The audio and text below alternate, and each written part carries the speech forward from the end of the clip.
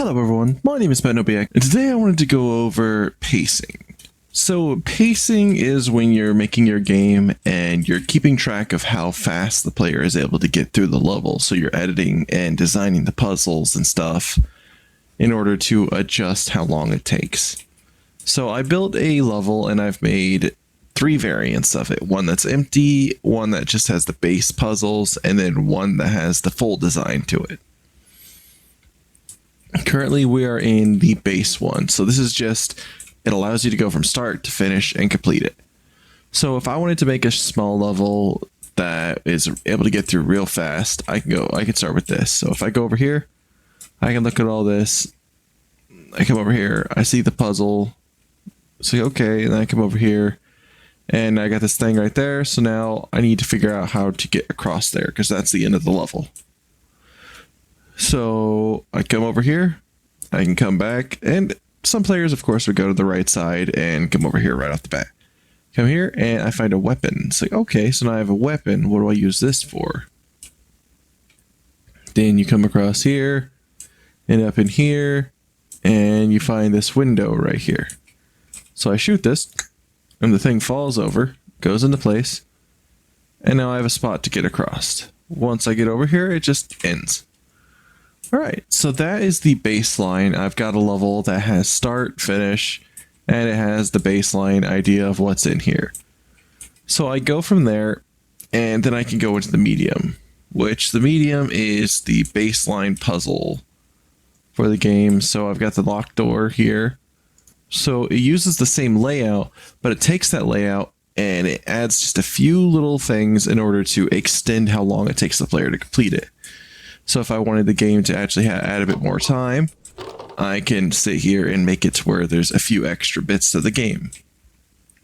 So I come over here, I pick up the key, and then I come on back, and now I can open the door. So once the door is open, I come in here, I look around, it's like, okay, there's a weapon. Let me go pick that up. So now I've got the weapon, I can come over here, and you already know the puzzle. I come over here. Bang. Come on across. Oh, looks like it fell on in there. But you get the point. It falls over, it lands there, and we can get across. So then we take it, and what if we want it to be long enough to be usable in an actual game? Because both these puzzles are pretty short. You just go collect the key, then you go open the door, and so on. That's a real simple idea. So then we need to add another layer just to add just a smidge of more time to it. So what we do here is we do the same little key stunt because that actually added a bit of time. But then we introduce this little switch right here that's glowing green with the door lifted up. So that's going to come in handy later because it's going to teach them what's going on. So I come over here, it grabs the key, then I step out. I can go on over here and open the door. Now I step in here and there's a little sealed thing there. It's like, okay, so that's different. It looks similar to the thing back there. And then you got this red light right there. And almost in the same area right here, I can see the green light, it lifted up, red light, it closed. And that's telling the player all they need to know in order to solve this puzzle without saying anything. So it's great leading the player and everything, but it's also adding a bit of extra time because now they need to go around and hit that button. So once I've come over here and I hit that button and I step back, they're like, okay.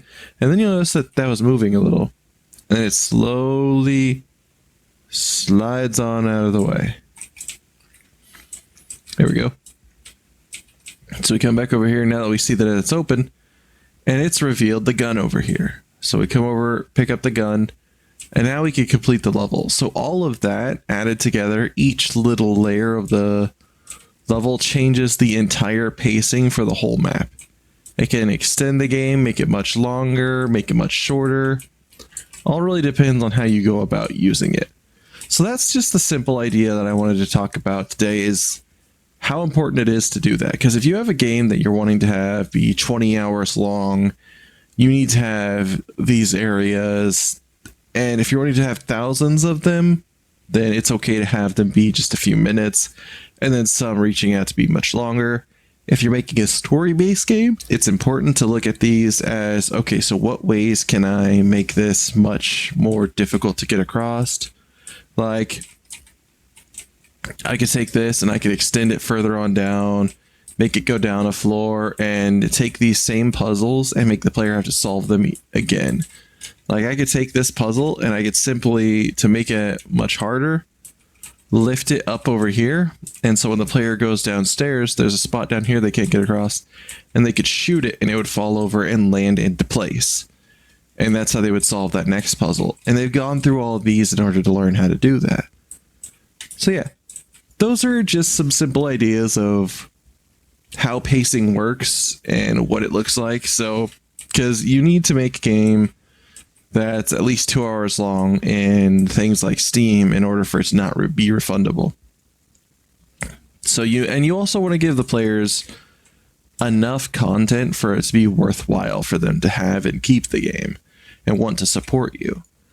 So just these simple little ideas to help just extend your game that much more can really be the difference between a player enjoying a quick game that's fast and enjoying a full masterpiece of a length title. Because if you have it too fast, the player's going to feel gypped and they're going to want refunds. That's one of the number one refund things, is a game being too short. And that's the thing a lot of indies have, is they either go way too big on a project and never finish, or they go so small on a project it's easily refundable. So another thing I wanted to talk about for this is that pacing is also important to keep track of for action and not having action, as well as getting your story beats down. So if I wanted a story beat, the best moment to introduce those story beats would be like right here. So if I wanted something to go across, the best moment would be when I unlock this door. So the player would start and they would come over here, door's locked, they come in here, they learn from this, and then they come over here and they get the key. Once they have the key, they can step back around, come over here, and see through this hall.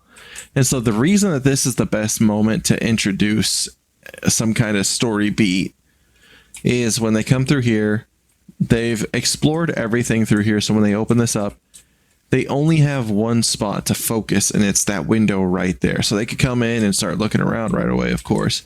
But if you open this up and there's stuff going on right there, it's going to direct the player right here.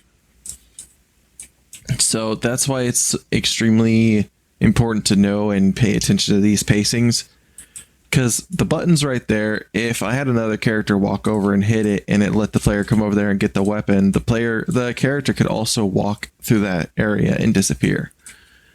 And they could talk to the player, of course, too. And right here could be sealed off too. So if I really wanted to, I could have this sealed directly over here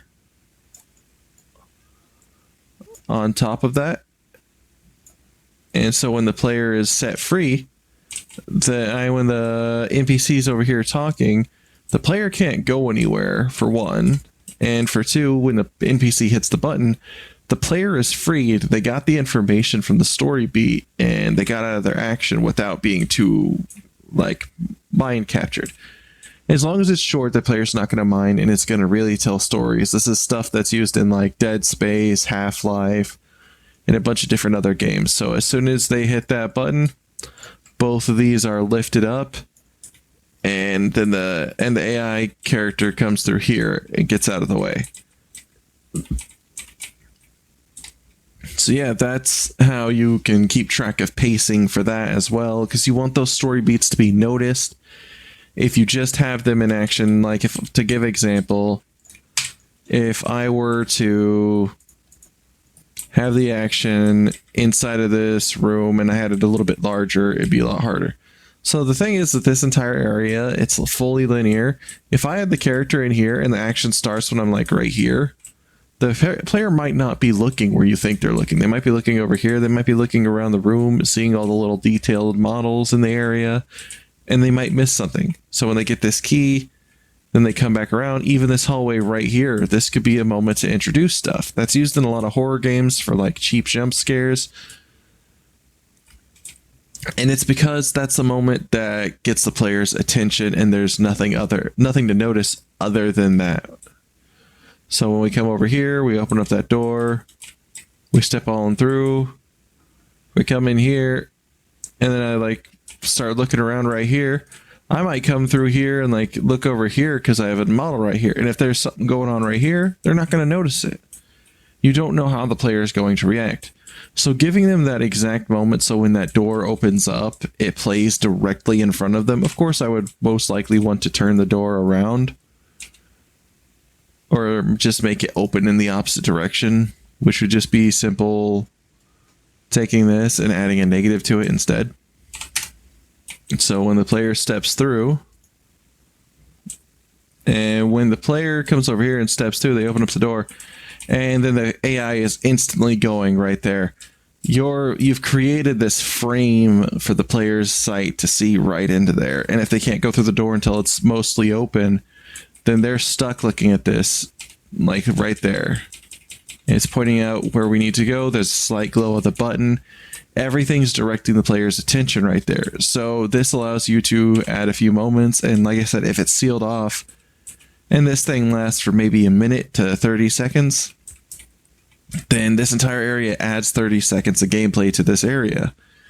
It might be a simple cutscene, but it shows off your NPC over here talking, it introduces characters, and it allows that pacing to go through and the player's learning things about the game. So yeah, that's why it's really important to know these, and I wanted to add this extra bit to the video so that way I could talk about some of the extremely important parts of pacing that I didn't hit minutes ago.